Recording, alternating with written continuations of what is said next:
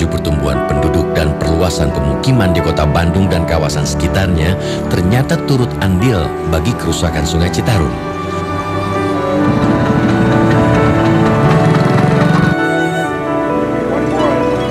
Sungai Citarum dan anak-anak sungai yang mengalir di kawasan ini dijadikan tempat pembuangan sampah layaknya TPA.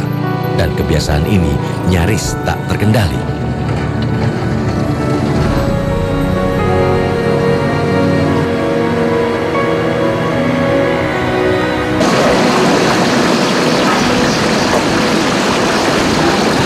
Ini Sungai Cikapundung. Sungai Cikapundung ini merupakan salah satu sungai yang berada di Subdas Cikapundung dan salah satu sungai yang juga masuk ke Citarum. Jadi kalau kita lihat di sini bahwa kualitas dari Sungai Cikapundung ini cukup buruk. Banyak sekali limbah-limbah rumah tangga yang masuk di sungai ini. Dan tentu saja bahwa ini adalah merupakan salah satu tipikal dari sungai yang melintasi perkotaan. Dan kalau kita melihat dari perubahan tata guna lahan, khususnya untuk permukiman di Das Citarum keseluruhan, dari tahun 2000 sampai 2009, hampir 9 tahun, berdasarkan analisis satelit dari Kementerian Lingkungan Hidup, perubahannya mencapai hampir 160% peningkatannya. Dari lahan pemukiman sekitar 71.000 hektar, saat ini menjadi 160.000 hektar. Jadi artinya bahwa ketika kita bicara masalah pengelolaan das, pemukiman adalah salah satu yang memang kalau melihat kontribusi dari pencemaran adalah paling tinggi dari sisi parameter organik. Jadi bisa mendominasi antara 50-60% pencemaran sungai dari beban organik berasal dari pemukiman.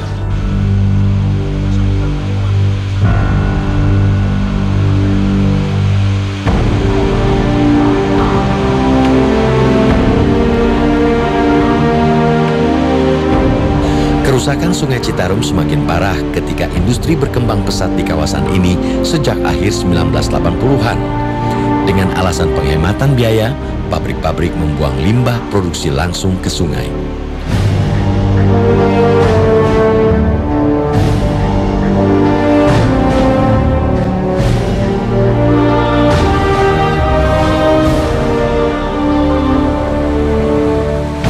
Limbah dan sampah-sampah yang masuk ke das Sungai Citarum membuat bau yang sangat busuk yang dapat menimbulkan berbagai penyakit.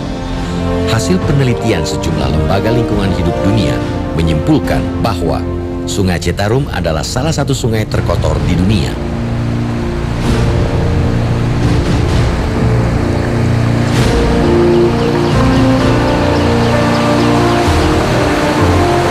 Sampah dan limbah pabrik yang terus-menerus masuk ke sungai kemudian menumpuk sehingga menimbulkan sedimentasi pada dasar Sungai Citarum.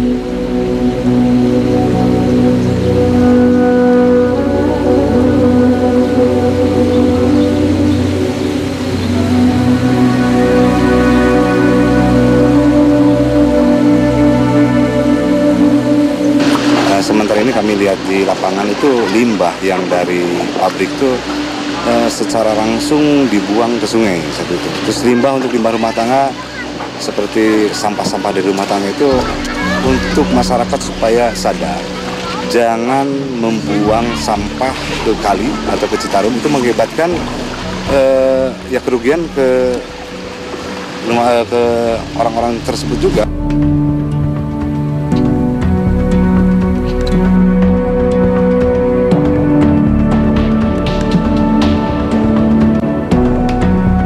Kondisi serupa terjadi pada 3 bendungan yang terletak di sepanjang Sungai Citarum.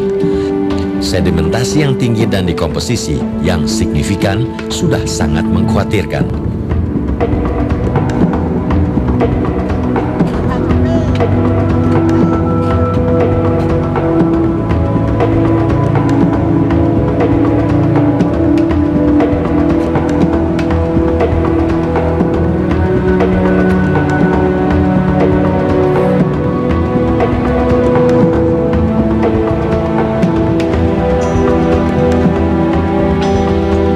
Upaya normalisasi Revitalisasi Sungai Citarum memang telah dilakukan pemerintah, tapi hasilnya tidak maksimal.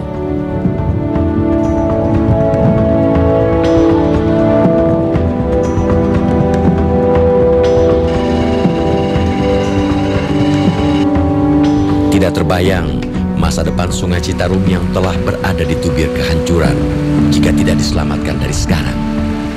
Puluhan ribu hektar sawah akan kering, listrik akan padam karena tiada tenaga penggerak, sumber air minum tercemar berat.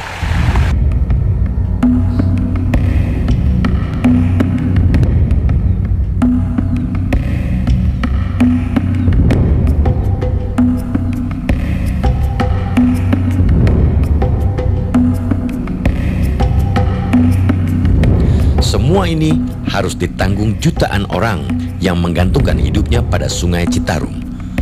Sebuah harga yang harus dibayar akibat ulah manusia sendiri yang hanya mengeksploitasi Sungai Citarum tanpa upaya pelestarian yang optimal. Sungguh ironis.